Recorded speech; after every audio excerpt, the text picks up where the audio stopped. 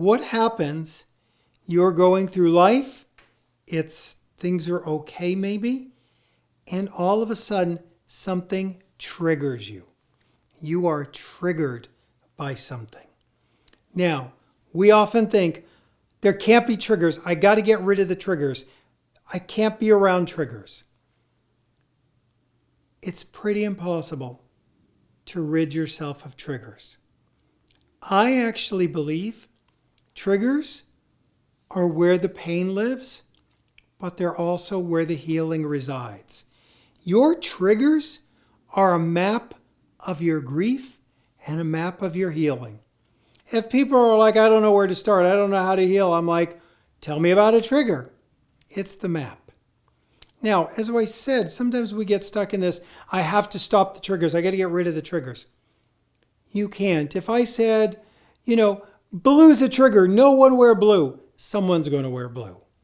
And if I got everyone to at an event or something, not wear blue, then they're going to show up with jewelry. Oh, jewelry's a trigger. I forgot to tell them no jewelry either.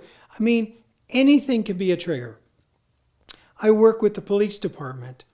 I had a group of police officers whose children died by suicide with the police officer's gun. So unfortunate that there's even enough to have a group. But what was interesting is in the first meeting, I always talk about triggers and grief.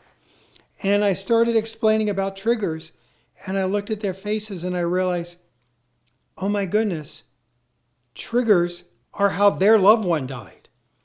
I can't use trigger as a word in here. So I learned to say to them, whenever you walked into that room, you had a heightened emotional response, because everything can be a trigger, even the word trigger, right? So if you're in acute grief, absolutely try to avoid the triggers. Maybe you're going to drive around the hospital where your loved one died to avoid it for a while. That can't be a long-term plan. If someone says to me at 2 months, they're still driving around the hospital because it triggers them, absolutely. 5 years, we need to talk about that. That pain needs attending. So just think about this idea of looking at those triggers for healing information, to know you can't get rid of them, to see them as clues of what might need your attention next. And remember, we have so many intrusive thoughts or images that also come up in trauma. So people often want to know, David, I'm having these intrusive images. What can I do about them? So first of all, let me explain a little bit more about how our mind works. I mentioned the word integration.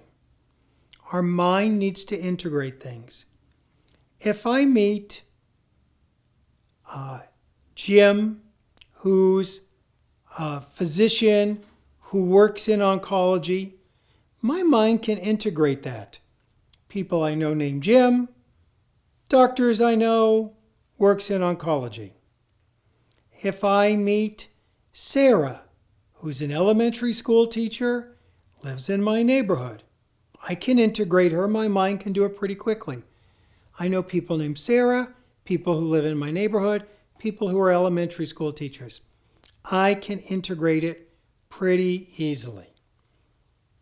On the other hand, when you open a door and find a loved one dead, or open a door and find the person you're in love with cheating with someone else, or there's just some horrific image around the death, the trauma, the loss, those intrusive images, you don't integrate them that quick.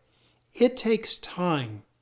It takes a long time. So people will say to me at month 1, month 2, month 3, I'm trying to get this out of my mind. Your mind is trying to find a file for it. It's not like an elementary school teacher. It's not like a physician. You don't have a file for those people. I think of our mind as like either you can think of it as the old-fashioned filing cabinet or with papers and files, or you can think about files on your computer.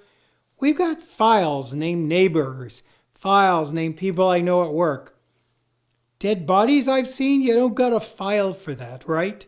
So our mind can't integrate these. So just know it's normal early in grief for those horrible images to keep floating around in the trauma. But in time, you want your mind to be able to integrate them.